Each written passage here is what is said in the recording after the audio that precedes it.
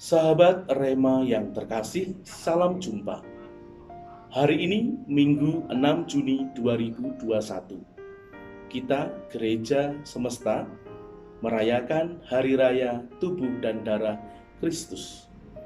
Bacaan kita ambil dari Injil Markus bab 14 ayat 12 sampai dengan 16, dilanjutkan ayat 22 sampai dengan 26.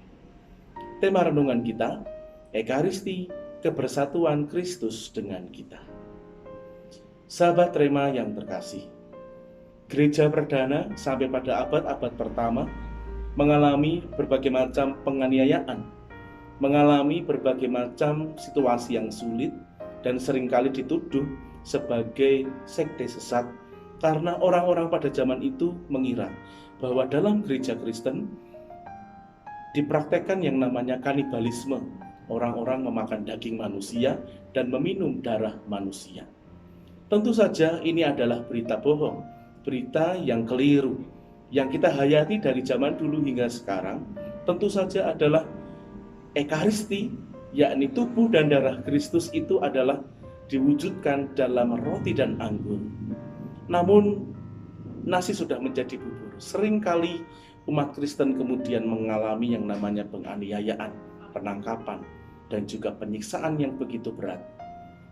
Saudari-saudaraku, sahabat Rema, ajaran tentang tubuh dan darah Kristus ini sungguh luar biasa agung bagi kita, namun tidak selalu mudah untuk diterima oleh sekian banyak orang. Tidak mudah untuk dipahami kalau hanya kita menggunakan akal budi manusiawi kita saja. Perlu yang namanya iman untuk menerimanya.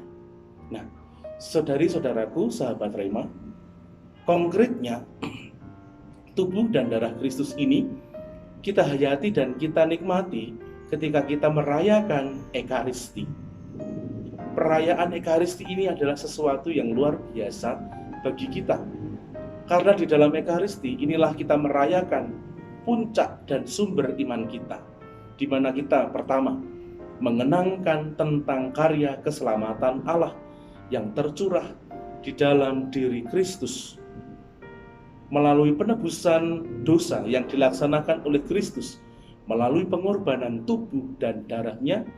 Kita semua diselamatkan dari belenggu dosa. Manusia yang sebetulnya tidak bakalan selamat, tidak mungkin lagi untuk selamat, namun Kristus dengan pengorbanan tubuh dan darahnya justru kita menjadi pribadi-pribadi yang selamat. Maka kita perlu mensyukuri, kita mengenangkan itu di dalam setiap kali kita melakukan Ekaristi atau merayakannya. Yang perlu kita syukuri juga adalah bahwa Ekaristi merupakan simbol bersatunya Allah dan manusia. Bagaimana Allah ingin bersatu, merasuk di dalam seluruh kehidupan manusia kita. Allah ingin berbagi hidup, kehidupan kekal ingin dibagikannya bagi kita semua. Justru kita yang semakin hari semakin sering mengikuti Ekaristi ini mendapatkan kesempatan yang begitu banyak untuk bersatu kepada Allah, bersatu bersama Allah. Ibarat HP itu harus sering dicas supaya mampu berdaya. Kita pun juga sama, Ekaristi itu ibarat daya arus yang harus kita tempelkan di dalam kehidupan kita. Kita harus menyatukan diri kita dengan sang sumber kehidupan itu sendiri, yakni Kristus. Dan bagaimana caranya? Cara yang paling ultimate, cara yang paling paripurna adalah melalui Ekaristi tentu saja.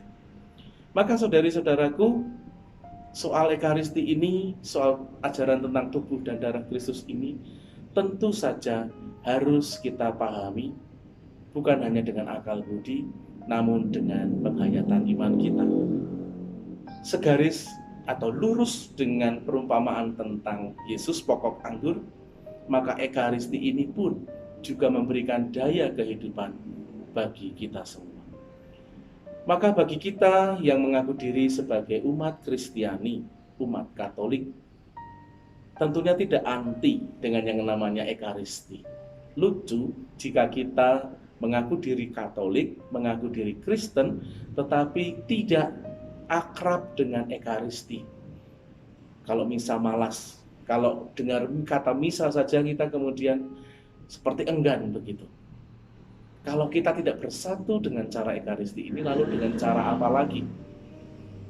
Melalui Ekaristi ini, kita sungguh-sungguh bersatu, dipersatukan dengan Kristus, Sang Sumber Hidup itu sendiri.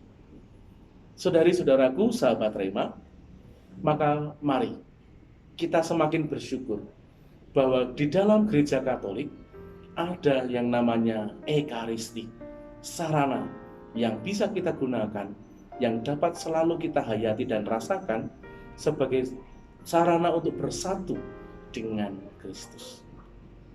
Di hari raya tubuh dan darah Kristus ini, kita mensyukuri hadirnya Ekaristi di dalam kehidupan beriman kita. Semoga kita semua diberkati oleh Allah yang Maha Kuasa, Bapa dan Putra dan Roh Kudus. Amin.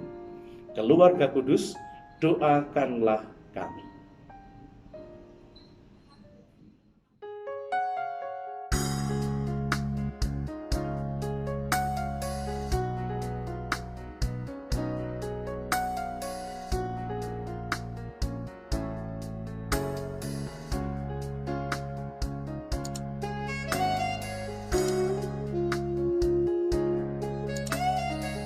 Sahabat Rema, sampai jumpa dalam program berikutnya.